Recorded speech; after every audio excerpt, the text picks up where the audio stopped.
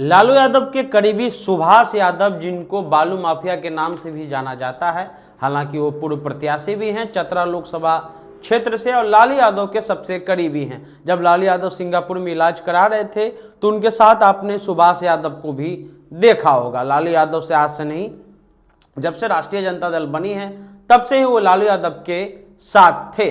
अब ऐसी खबर आ रही है कि ईडी ने उनको गिरफ्तार कर लिया है। 2 करोड़ रुपया जो है वो कैश उनके आवास से मिला है।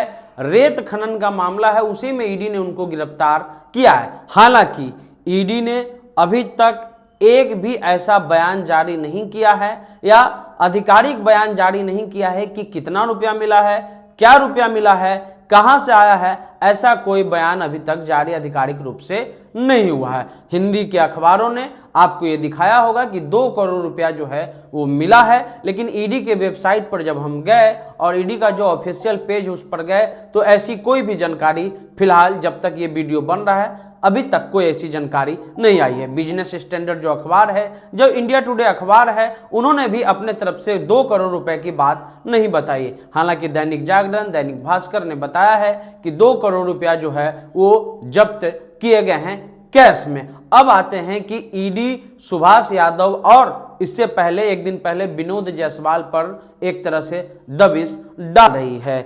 12 जनवरी को टीएमसी के नेता तापस राय पर भी जो है ईडी ने एक तरह से दबिश की थी और लगभग 12 जनवरी यानी जनवरी, फरवरी और मार्च में टीएमसी नेता जिन पर ईडी ने एक तरह से छापेमारी की थी भ्रष्टाचार को लेकर के, वो 2 दिन पहले भाजपा में शामिल हो गए हैं। इसके अलावा भी कई नेताओं का और नाम है जिन पर ईडी का छापा मारा जाता है और ताजा उदाहरण जो है वो तापस राय का नाम आ रहा है। टीएमसी के बड़े दिग्गज नेता थे, ममता बनर्जी की शुरुआत के ही साथी थे। पिछले दिनों इनके यहाँ छापेमारी हुई, ईडी ने इनके घर पर छापा मारा और 12 जनवरी को छापा मारा और लगभग 3-4 दिन पहले जो हैं इन्होंने भाजपा ज्वाइन कर ली। आरोप लग रहा है कि ईडी जानबूझ करके विपक्ष के नेताओं पर जो है ऐसा प्रयोग करती है कि आप चाहे भाजपा में ज्वाइन कर लीजिए या आप जो हैं वो एक तरह से जो आप मदद करते हैं अपनी पार्टी को चुपचाप बैठ जाइए। सुभाष यादव के लिए एक अच्छा ये न्यूज है। सुभाष यादव को भी जो है इसी तापस राय के नक्शे कदम पर चलना चाहिए और जब वो जेल से बाहर आए तो उनको चुपचाप किसी पार्टी में, ऐसी पार्टी में जो कहती हैं कि हम भ्रष्टाचारी को लेते नहीं हैं, लेकिन अब तापस राय जो कल तक भ्रष्टाचारी थे, ईडी छापेमारी कर रही थी, अब वो भ्रष्टाचारी नहीं है क्योंकि जो कांग्रेस है, जो महागठबंधन है, वो कहते हैं कि वॉशिंग पाउडर हैं एक तरह से नरेंद्र मोदी की पार्टी और अगर आप उसमें जाइएगा तो ईडी क्या आपको एक छोटा मोटा जो हवलदार है वो भी नहीं आपको टच